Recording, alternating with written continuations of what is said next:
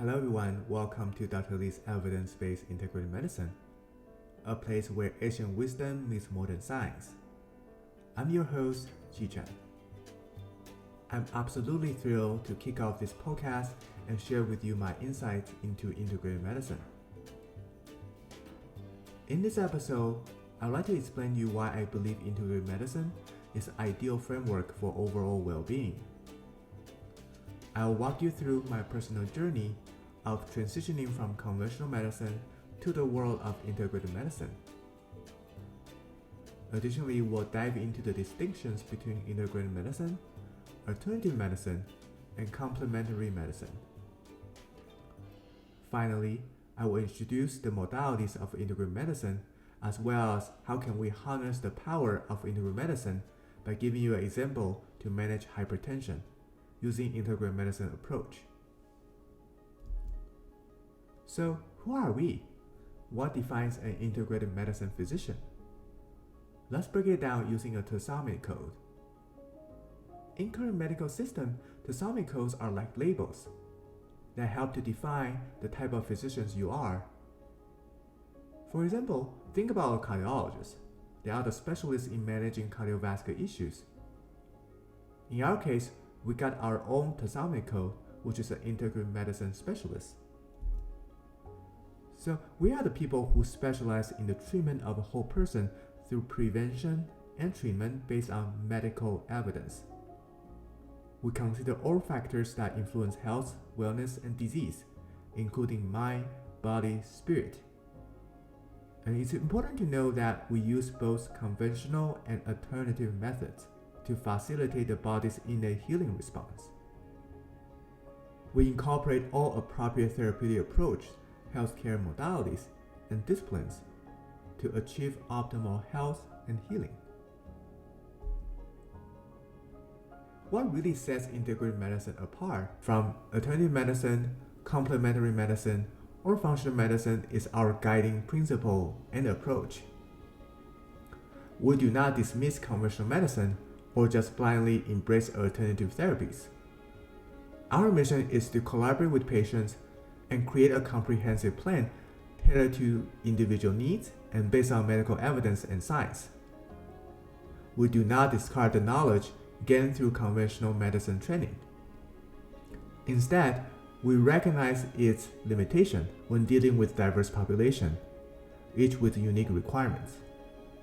So our goal is to empower our patients with a broader range of tools and interventions. In my view, there isn't a distinct category of integrative medicine physician. They're just simply a physician who embrace integrative approach to offer comprehensive care to the patients.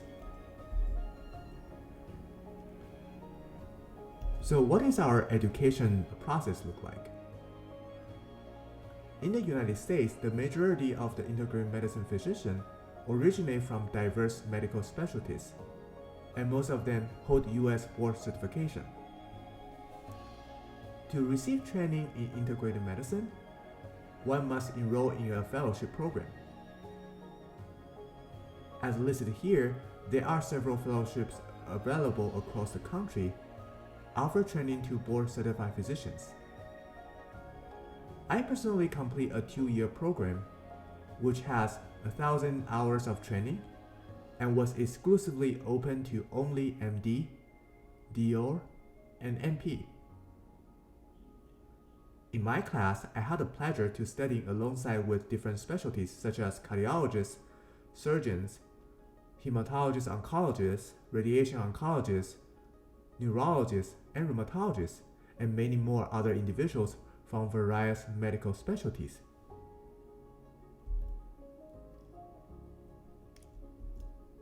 We also have certification process.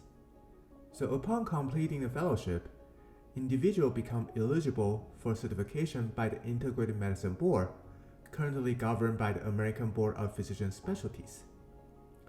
In the United States, there are now over 2,000 MD or DO who hold board certification in integrative medicine. I recommend seeking a provider with this credential as they signify comprehensive training in this field. The reason I present this fact to you is to emphasize that we are not practitioners who are simply selling health products or practicing unverified methods. We are accountable health providers who take responsibility of our patient management recommendation.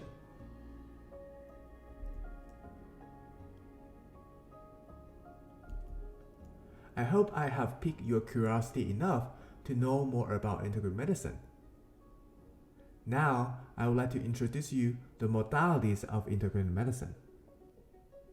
This graph represents the typical framework I use in integrative medicine. Please note that each provider may have their own variations and modifications, and I may not cover all aspects of it. So let's dive into each of these sections. Conventional medicine remains an integral and crucial part of the treatment plan. For example, I would not recommend to discontinue aspirin and Plavix for somebody who just had a new cardiac stent. Likewise, when somebody comes to me with a systolic blood pressure of 180, I will not delay prescribing antihypertensive medications alongside with an appropriate workup. Because I know that it's rare for someone to lower their systolic blood pressure from 180 to a healthy level in just a few months through lifestyle changes or diet supplements. There are fundamental principles and knowledge from medical training that I acquire are crucial for providing comprehensive patient care. How about nutrition? Alongside with conventional medicine, I think nutrition is one of the primary focus. While it's oversimplified to say that we are what we eat, there's no denying the strong connection between our health and nutrition. In many instances, we rely on the expertise of dietitians to assist us and guide patients in tailoring the dietary plans. As my role as an integrative medicine physician, I want to know the medical evidence and literatures that supporting the diet regimen. We want to pay attention to the specific details, including dosage, duration, and effective protocols. So we just don't want to be the physician who say that, well, to eat healthy, you should eat more vegetables and eat less red meat. We want to pay attention to the details. For example, when dealing with patients with ADHD, we want to know how the elimination diet works, what has been studied, and what is the response rate. When helping patients with a stroke and heart attack, we want to know the diet regimen that works, the specific foods such as nuts that can prevent secondary strokes or heart attacks. Our ultimate goal is to base our approach on well-established evidence. Let's talk about supplements. Supplements are powerful tools in promoting patient well-being. They encompass a wide range of options from micronutrients such as vitamins, minerals, to specific supplements such as omega-3, probiotics, or melatonins. Herbal therapies like turmeric or ginseng also fall into this category. In evidence-based medicine, dietary supplements has played an established role in managing various conditions.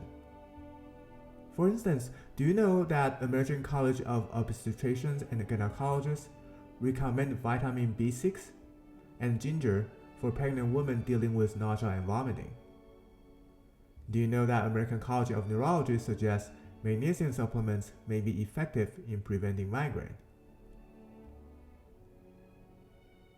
If you are someone who had experience facing on the store shelves with over 100 of different dietary supplements and have struggled to choose the right one for you, I'm here to help you. Exercise. Exercise is one of the most cost-effective interventions, but has a profound impact on overall well-being. In my way of thinking, exercise can be categorized into three main types: aerobic exercise, resistance exercise, or neuromotor exercise such as yoga or Tai Chi. We'll always talk with patients about having an exercise plan, specifying the type of exercise, the duration of exercise, the frequency, intensity, and base our recommendation on scientific evidence. For example, we recommend a patient with hypertension ideally to exercise 5 times a week, because the benefit of exercise in lowering blood pressure typically lasts for 22 hours.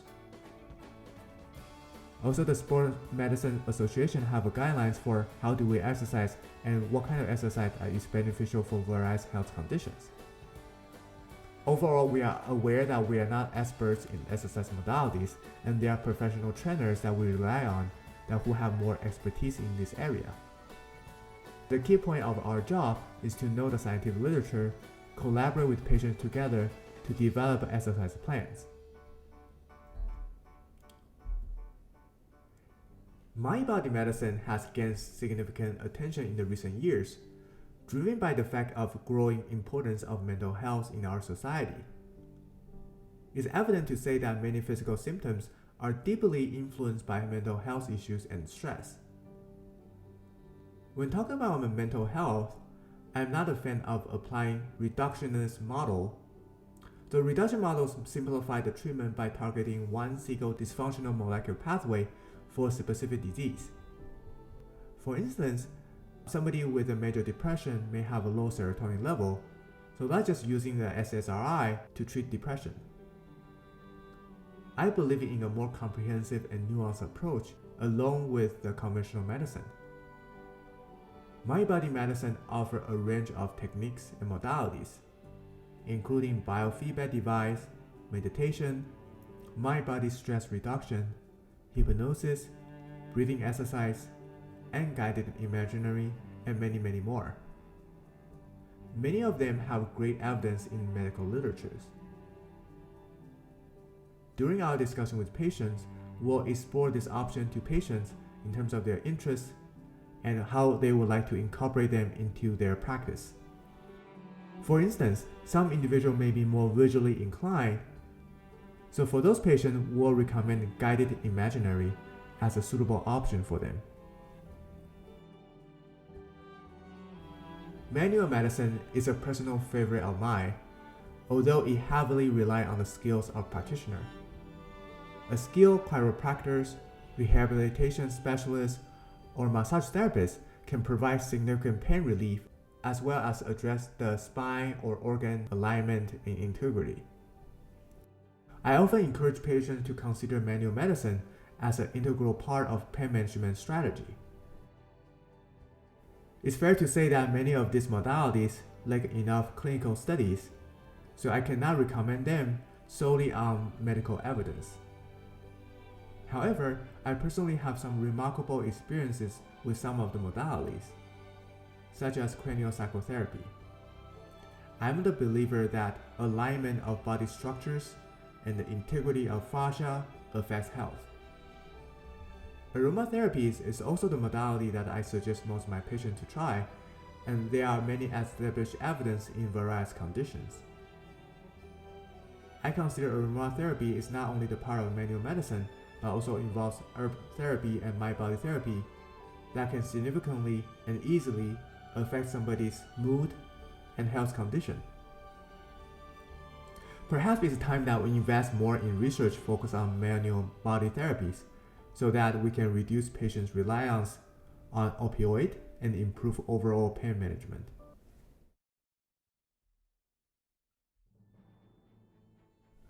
Lastly, let's talk about whole body medicine. Whole body medicine is closely associated with some of the traditional medicine, such as traditional Chinese medicine, Ayurvedic medicine, both of which have been existent for thousands of years and offer distinct philosophies on health and disease. They place a strong emphasis on balancing the body energy systems and adopt a more holistic approach in treating illnesses.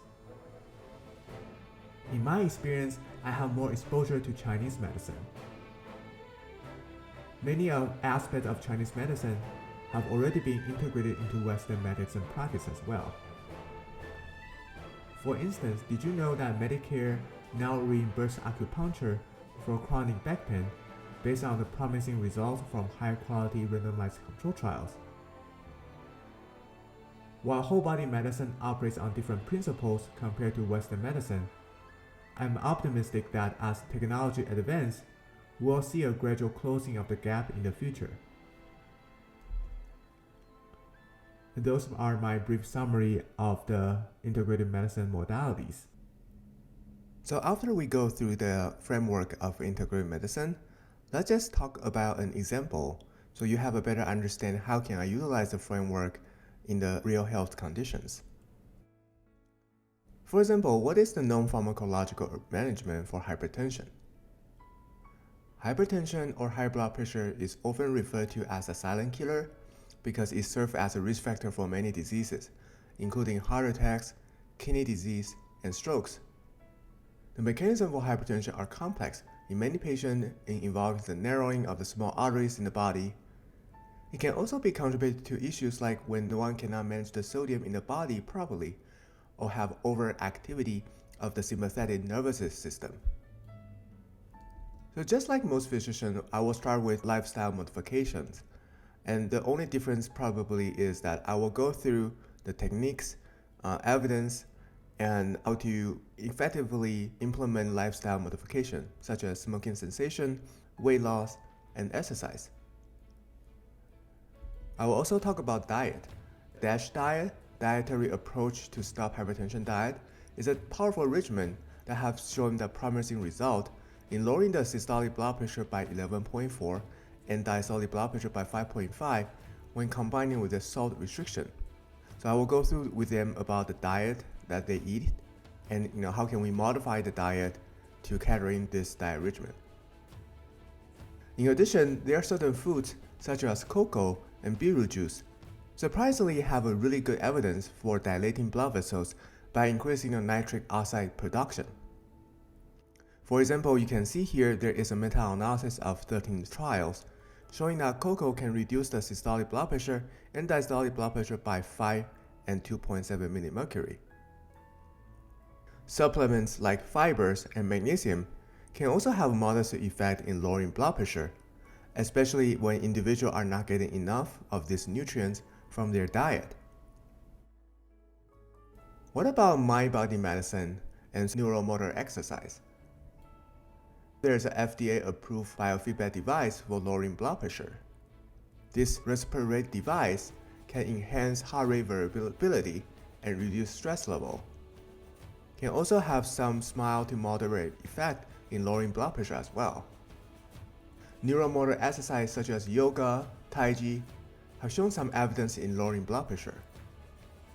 When somebody is in stress or have anxiety, we also will talk further into the different mind-body approach, including relaxation response, breathing exercise, meditations, or other modalities. I look forward to sharing with you the more detailed information about this evidence in the future. Thank you for your listening today. I would like to share with you more about the knowledge of some common diet supplements in the next few sessions, and we'll gradually get into the integrative medicine approach to some common health conditions.